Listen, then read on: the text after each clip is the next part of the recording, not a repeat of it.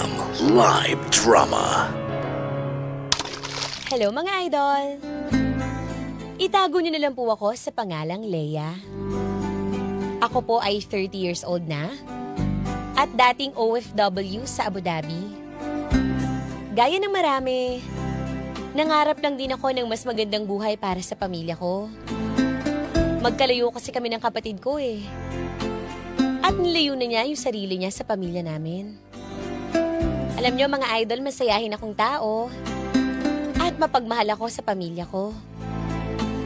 Sa loob ng 7 years, magkasama kami sa buhay ng minamahal kong lalaki na si Harry. Kahit nga maliit yung apartment namin dito sa Quezon City, okay lang kami mga idol eh. Basta mahirap yung buhay, basta magkasama kami, ayos lang. Pero mga idol, dumating pa rin ang panahon na kailangan ko ulit bumalik sa ibang bansa. Maraming salamat po. Muli ito po si Leia. And I thank you.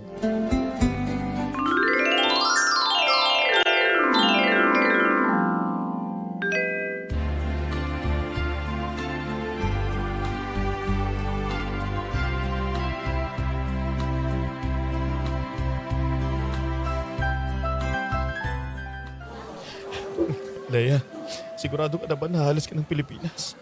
Ano ka ba? Huwag ka na umiyak. Ang dami nakakakita sa'yo.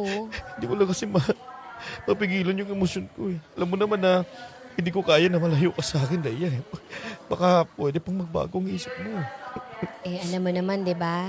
Kailangan ko talaga mag-ipon ng pera eh. Para naman sa ganun, di ba? Yung kapatid ko, mapabalik ko na dito sa Manila. Nagsusulo na siya eh. Halos di na nga namin siya kilala eh. Leia naman. Baka makahanap ka pa na mas mahigit pa ditong magandang trabaho. Ay, Harry. Sige na. Huwag ka na mag-alala ha. Para naman to din sa kinabukasan natin eh. Para naman makatulong ako sa'yo, di ba? Para umalis ka na din sa pagiging call center agent mo. Ganap ka na din ng trabaho na hindi magkaiba yung oras natin. Basta, mahal. Lagi mo tatandaan na mahal kita ha. Mag-iingat ka. Mag-iingat ka sa ibang bansa ha. Talaga, magtatawagan naman tayo eh. Basta ha, pag tumatawag ako, sagutin mo, huwag ka mambababae dito ha. Oo naman, mahal. Basta mag-iingat ka na lagi ha. Baka makahanap ka ng iba doon pagpalit mo ako. Siyempre naman hindi. Ikaw pa ba? Wala namang makakapalit sa'yo. Sige na. Lola's hug. Love you.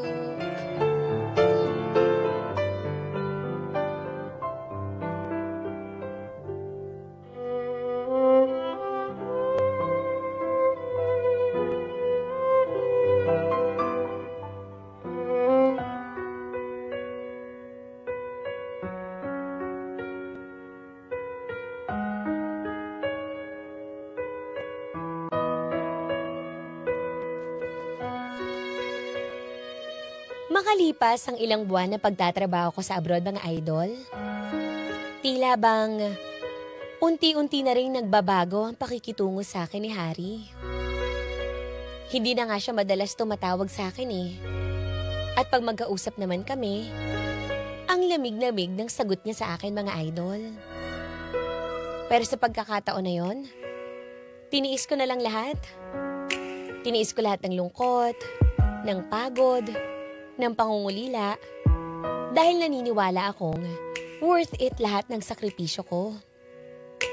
Pero sa bawat paglipas ng araw, pakiramdam ko, unti-unti nang nawawala sa puso ko si Harry.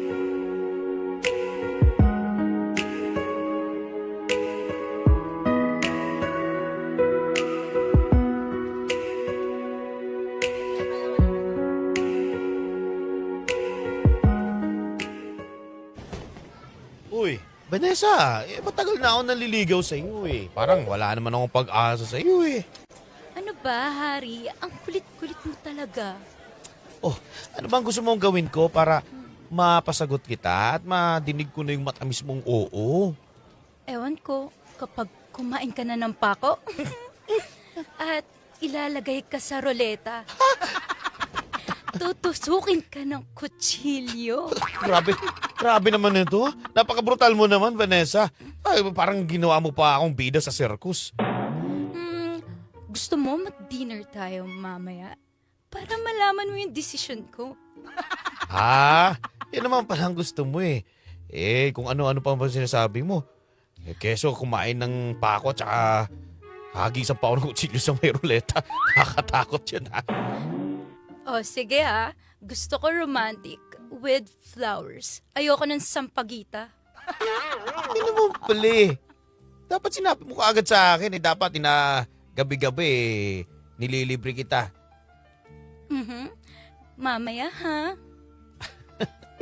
Talaga napaka-misteryoso mo. Sige, mamaya. Kita tayo sa labas ha.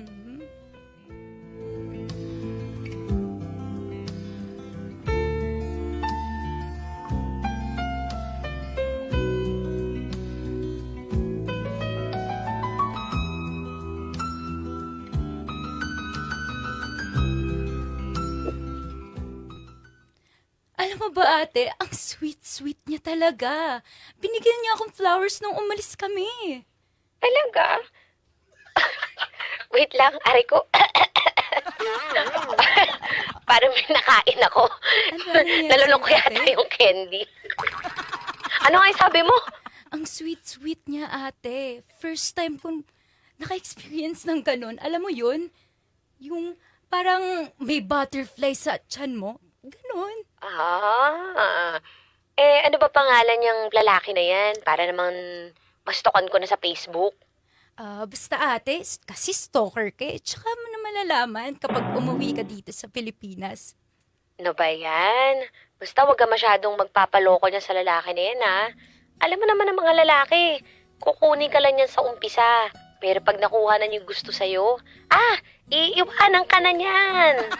Ay, hindi ate. First time kong maka-experience na ito, sure ako siya na yung papakasalan ko. Wow, grabe ha. Bigat nun ha. Sana nga, at sana makilala ko na yan. Oo ate, mag-iingat ka lagi dyan ha. Oo, salamat. At Vanessa, salamat din ha. Dahil nung nagkaayos tayo, nagkaroon talaga ako ng panibagong pag-asa dito sa abroad. Kala ko nga hindi mo napapansinin yung mga chat ko eh. Alam mo naman, broken-hearted yung ate mo. Ay ate, mag-chat ka lang sa akin. Nandito lang ako lagi. Sasabayan kitang umiyak. Salamat kapatid. O basta ha, pagka uwi ko dyan, siguraduhin mo yung papakilala mo yung lalaki na yan ha. Oo ate, dito ka lang sa tabi ko lagi ha. Oo naman. O sige na. Wait lang, natawag na ako ng bus ko eh. Bye-bye, ingat.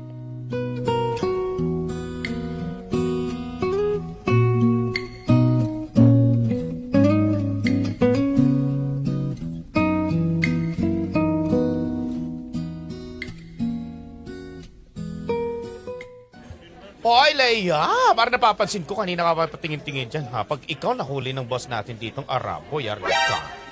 Kasi naman ewan ko ba, sobrang inaatake talaga ako ng lungkot. Namimiss ko na talaga si Harry. Ay, naku, wala kang ibang bukang bibig kundi yung hari na yan. Alam mo, Leia, kung talagang seryoso sa'yo yan, gagawa ng paraan yan para naman magkita kayo kahit once a year. O di ka naman gagawa ng paraan para magkasama naman kayo. Ayun na nga, 'di ba? Hindi na nga nagpaparamdam, ang tagal-tagal na. Saka, sa totoo lang, sinubukan ko pa siyang i-chat eh. Tinatawagan ko din siya sa Viber. Kaso wala hindi sumasagot eh. Diba? Sabi ko sa iyo ibig sabihin niyan talaga, wala na siyang gusto sa iyo. At baka nga mamaya, meron ng iba yun. O, hindi naman siguro. Hindi naman siya makakahanap agad ng iba, 'di ba? Uy, ano sa tingin mo? Uwi na kaya ako para makapagbalikan na ako sa kanya? Gagawin mo yun o uwi ka? Para makipagbalikan lang doon sa lalaking iyon na hindi naman nag-effort. Naku, Vanessa, mag-isip-isip ka. Uy, paano ba naman kasi hindi ka pa nai-inlove? Pag na-inlove ka, lahat gagawin mo para sa taong minamahal mo. Correct! Ikaw yon. Pero siya, Hindi. Alam mo, may kasabihan nga na ang pag-ibig ay hahawiin lahat ng mga ulap sa kalangitan. Lalakbayin ang kabundukan at tatawid sa karagatan para makita lang ang minamahal niya. Si Harry, ginagawa ba yun sa'yo? Hindi. Baka lang walang pamasahe. Nako. Kung ganun, edi ako na lang hahawi sa mga ulap. Ako na lang tatawid sa mga bundok. Nakakaloka ka talaga. Anyway, sige na, marami pa ako gagawin. Nakaksaya lang ditong oras ko. Uy, Sana, sige balik na ako sa trabaho Teka ko. lang, pag-usapan pa natin.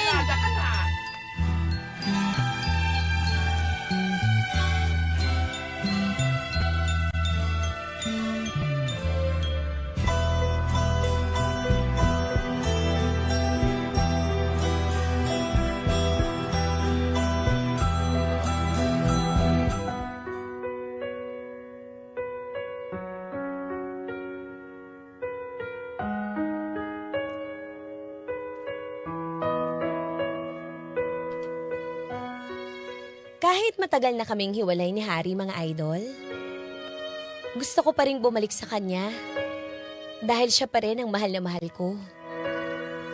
Sa totoo nga lang, walang araw na hindi ko siya iniisip dito sa abroad, mga idol eh.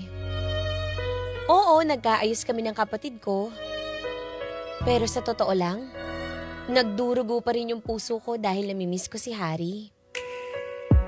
At itong pag-uwi ko sa Pilipinas, ang totoong pakay ko ay makapagbalikan sa kanya, mga idol.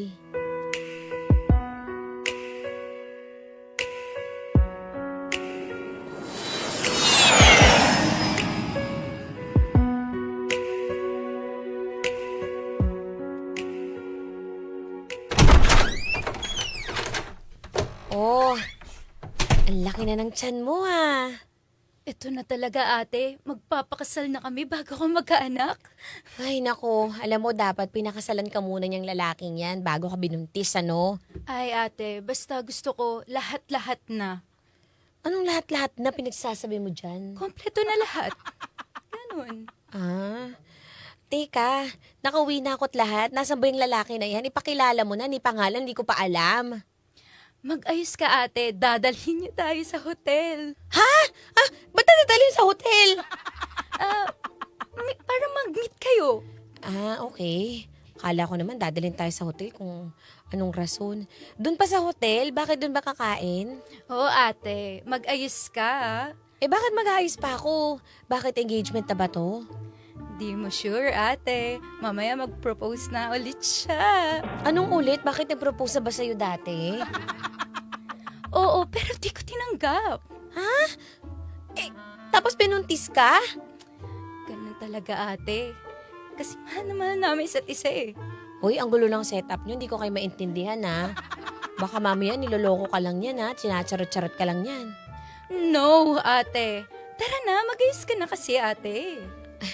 O siya, sige na nga. Teka lang, kunin ko yung maleta ko nandun sa labas.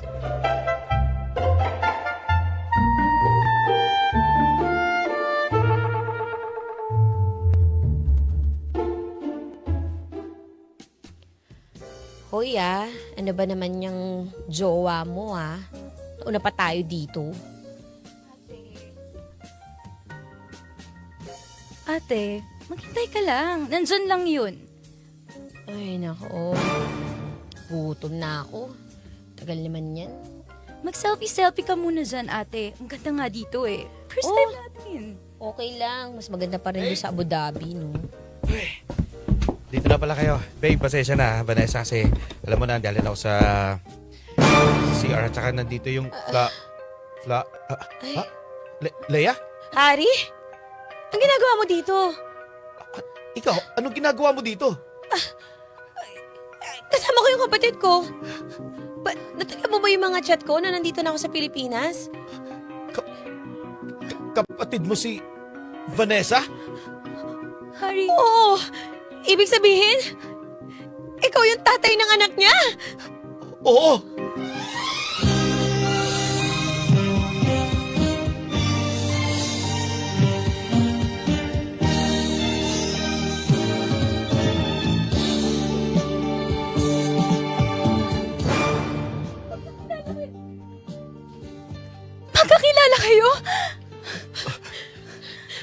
ibig sabihin nito?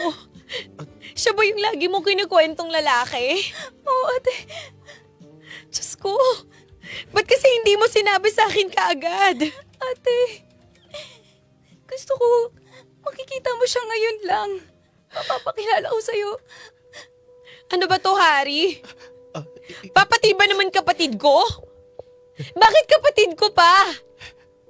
Leia, let me explain. Pero hindi ko talaga alam at wala akong idea na magkapatid kayo ni Vanessa. Wala naman siyang sinasabi sa akin. At ni picture, wala akong nakikita sa kanya na magkasama kayong dalawa. Alam mo naman, di ba nagkahiwalay kami? Ngayon nga lang kami naging okay eh. Tapos ngayon masisira na naman. Dahil sa'yo? Sorry, Leia, pero simula nung umalis ka ng Pilipinas at pumunta ng ibang bansa, unti-unti nawawala yung pagmamahal ko sa'yo. Pasensya ka na, Leia. Vanessa, umuwi na tayo! Vanessa! Vanessa!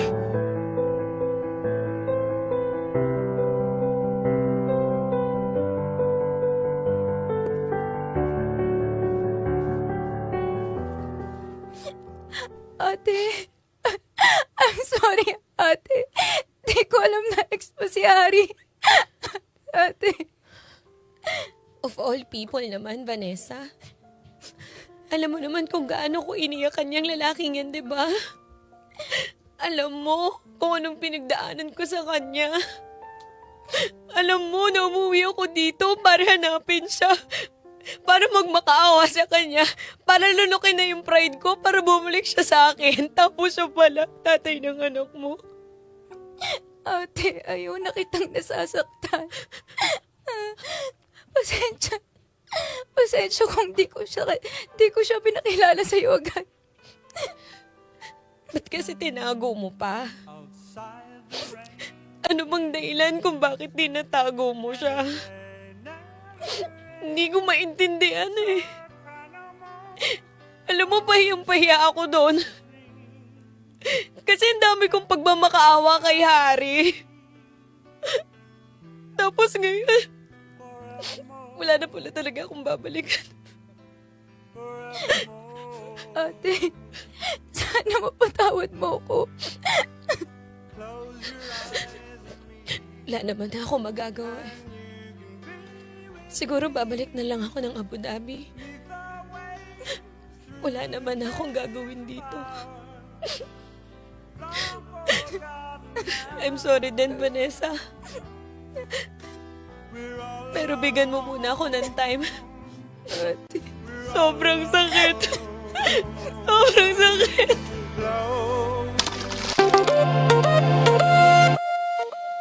Mga idol, may kwento ka bang gustong ilabas sa yaman o sakit? May handang makinig. I-chat mo lang kami sa Facebook page 93.9 IFM Manila para bigyang buhay dito sa IFM. Dahil ang kwento ng idol, maririnig ko na yarn. Hindi lang sa radyo. Ang IFM live drama ay nasa Spotify na rin. Available din sa YouTube at Facebook. Sabi naman yun!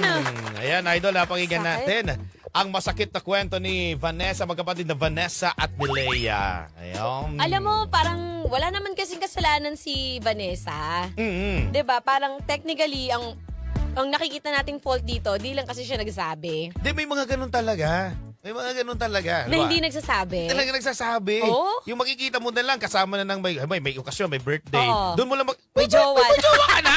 Correct. Di totoo, di ba may mga ganun? Boyfriend mo. Oh, matagal na kami. 6 months na kami. Oh. Ay, Lodyo, wala naman kayong Facebook Wala kayong post sa Facebook. May mga ganun. Yes, sa bagay may mga taong low-key talaga. Oo. Yung di sinasabi. Pero well, ganun talaga. It happens. Ang nagkataon nga lang talaga na sobrang liit ng mundo. Totoo. Na isang lalaki lang talaga yung nagustuhan nyo. Magkapatid nga talaga kayo. Oo. Di ba? Yung parehas yung hilig at gusto ninyo. Correct. Pero napakasakit nun. What if, di ba, nalaman na ni Vanessa? Kaso wala nang magagawa eh. Buntis na rin kasi siya. So, kailangan ng panindigan ni Harry. At Of course. tingin ko naman si Harry naman, mahal niya si Vanessa.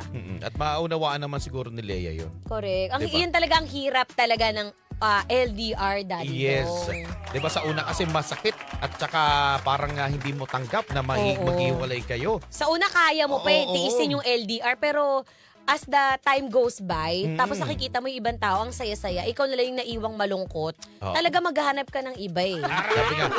Sabi nga, karamihan sa LDR, hindi talaga nagkakatuluyan. Yun. LDR na ngayon, magkalayo na nga yun. Ang iba, meron nga, sobrang lapit lang, pinagpalit pa. Yun talaga yung matitikas ang pagbumuka. Diba? Yung magkapit-bahay pa lang, o at magkalapit lang sila ng bahay, tapos yung pinalit, yung kabilang bahay lang. Oo, sa may kanto lang, di ba? So yun, kaya sana napahalagaan ninyo yung pagmamahal ng isang tao sa inyo. Alam mong loyal yan yung partner mo sa'yo, Yes. faithful yan, at saka talagang totoo na hindi ka iiwanan. Tama. Ate! Anong FM station ang pinapakinggan mo? IFM! Ano ulit?